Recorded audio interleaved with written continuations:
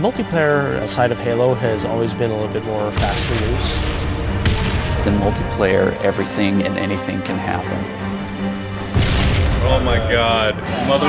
Oh. We need to be either as good as Halo 2, and obviously that is our bar, is as at least as good, better as Halo be better. Enjoy your walk back to the beach. While you're working on the project, the bar is sort of a moving target. It can be intimidating for sure. Typically my morning starts with me weeping at my desk for about 30 minutes, and then I get to work. We've really gotten hardcore about instituting afternoon playtests. Okay, it's territories, 15-second respawn time. And it's become fundamental in how we're working on the game. Oh, Froman! Oh, you're so close! From day one, people have been in there playing it, which really refines the gameplay. It was horrible there. Oh, who broke territories? I think Halo 2 multiplayer has been played like 4 billion times. Competing against yourself is stressful. Coming up with these scenarios that people play over and over again. Now, how can we rethink that and create something that's new and interesting? We started getting more into these asymmetrical maps, where it's offense versus defense, where that's a choke point that you want to hold. And I think high ground is an example of that.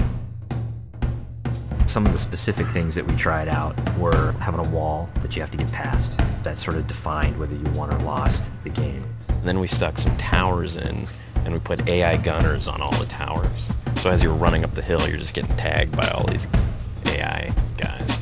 That's the direction that we went. We're like, whoa, that's way too hard. In this version, the wall is actually perpendicular to the hill. And in the final version of High Ground, that wall has been rotated 45 degrees because it had 2 turrets up here as well as 2 turrets in the other tower. So there was a lot of firepower coming down on the hill. That got all simplified into 1 turret actually right above the gate, which we felt was not as brutal to the attackers. It's pretty obvious to us when we start working on these maps that they have to be fun for the 100th and the 200th and the 1000th time.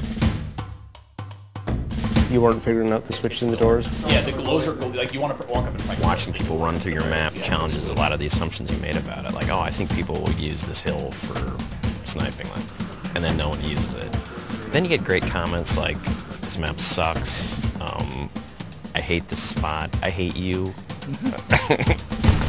A lot of the time that we spend on these levels are in the details, making sure that the run to a weapon is equal for different areas, getting the distances right for flag captures. Because we make such an effort to place titled objects in a level, like the waterfall, the bridge, the porta potty, people can say the flag is down by the porta potty. That immediately helps with that social aspect. Don't tell them about the porta potty. One of the things that we talked about in pre-production was player movement, and that's where the man cannon came from. There's different ways to move the player around the map. In Halo 1 and Halo 2, we had these teleporters. Although it was a great way to get around quickly, it didn't provide as much inherent danger as the man cannon does. There's almost nothing more rewarding than sniping a guy out of the air as he's man cannoning across the map.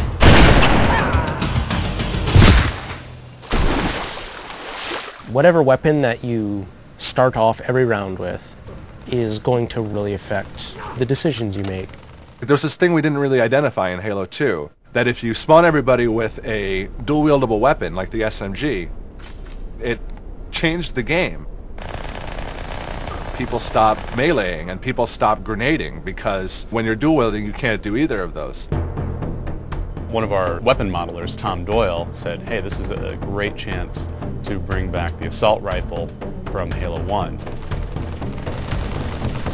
The assault rifle's design language really works well with the Master Chief. It has such a unique kind of silhouette and look to it that we really didn't want to change with what is already a Halo cannon. But in terms of design and gameplay, it's been adjusted pretty considerably. The weapon has a kind of a shallow clip, so it came down to how best do I use my melee attack, or how best do I use my grenades in order to tip that fight a little bit over in my favor. The assault rifle works really well with the golden three things of Halo, which are weapons, grenades, and melee. The different kind of weapons that you get to use now, the way that they're balanced against each other, the way the weapons are placed on a map, it brings a certain something to the map that just makes it play right. You have a situation which is very common, two guys get into a fight. Is there a way to mix that up? Say you start getting hit by a battle rifle from behind. Let's say you have a bubble shield, you drop it, all of a sudden you're completely shielded from this guy who's firing on you. Or you have a trip mine and you realize a warthog is barreling towards you. You deploy the trip mine at the last second. And yes, you die, but you take out those damn bastards that just ran you over. When you are done as a group playing together, the first thing you want to do is talk about it. Every game you play, you're going to be having a save film that you can stop time, shift camera angles. When you watch that. Oh, look at that! No sucks! I think being able to share it with your friends makes the smack talk even more powerful, because it's not just, oh, I just shot you in the head from across the map. It's, I just shot you in the head and let's watch it in slow-mo. It's really going to help people improve their play if they can see it from the enemy's perspectives. You'll be able to watch where they go, what weapons they pick up, in what order. We've done a lot of paper, we have all the specs, but there's a significant part of that that's not yet finished. The big challenge ahead of us now is to make sure that we get everything that we can in the game. We're going to be what we're going to be, and we think it's really good, but everybody's expecting it to be really good, so we got to beat those expectations somehow. That's what's tough, yeah. That's what makes me cry at my desk.